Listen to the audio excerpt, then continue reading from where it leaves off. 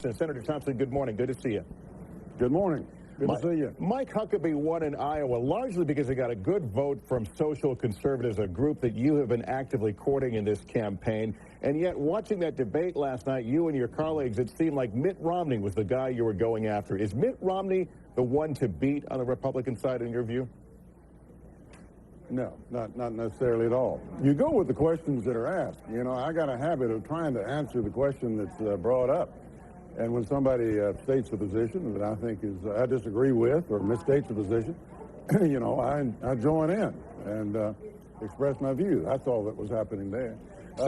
You can't tell, and the experts certainly can't tell, you know, who the inevitable candidate is. First it was Rudy, then it was Mitt, and now it's McCain in some people's eyes. So all we know is how little we know. All right, Senator, you did well in Iowa. You beat McCain and Giuliani. You even got some good reviews about your performance in the debate last night. Are you beginning now to regret the decision not to actively campaign in New Hampshire? The latest MSNBC McClatchy poll puts you at just 3%. Do you think now you should have put more time into New Hampshire? I don't think so. I mean, obviously, you'd like to be able to put as much time as you can everywhere. It's no disrespect to the folks in New Hampshire. There just comes a time when you have to develop a strategy. I mean, Rudy's been in this thing for how long and spent how many millions of dollars? And he barely showed up in Iowa, for example. So, you know, you pick where you're strongest. It's all been about getting out of Iowa, getting a ticket out of Iowa, so to speak, being in the top three and getting away to South Carolina. So South Carolina's where it's at for me. And if we can compete on television, that's why I'm asking my friends, fred08.com. I need your help. If we can do that, we'll be very, very strong in South Carolina.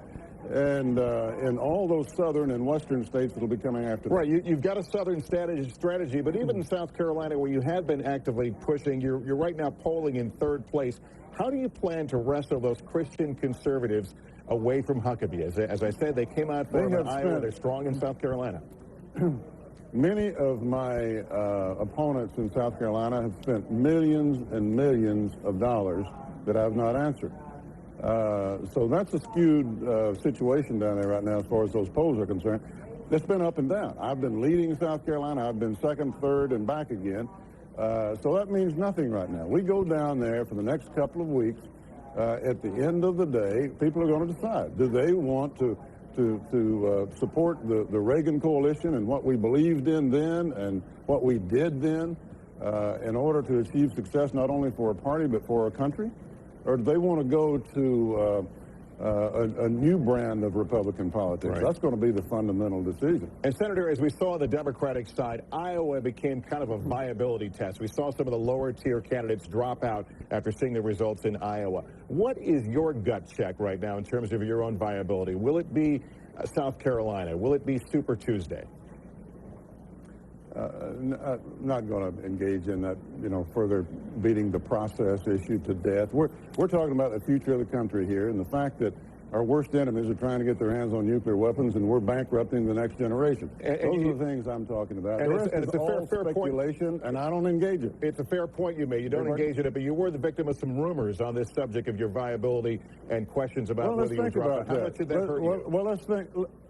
It did hurt me, and the media lapped it up. It was put out by another campaign, made no sense at all. Which it was 2 campaign? days before the election, when I was coming strong, and the media took it up and spread the rumor, and probably cost me 2 or 3 points in Iowa. So the lesson there is not, you know, politicians being politicians. The lesson there is that the news media really ought to check these stories out and come to me and ask me.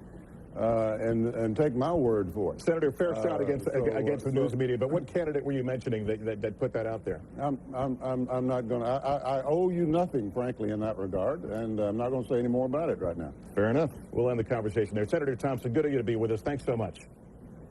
Thank you very much. All right, Jenna.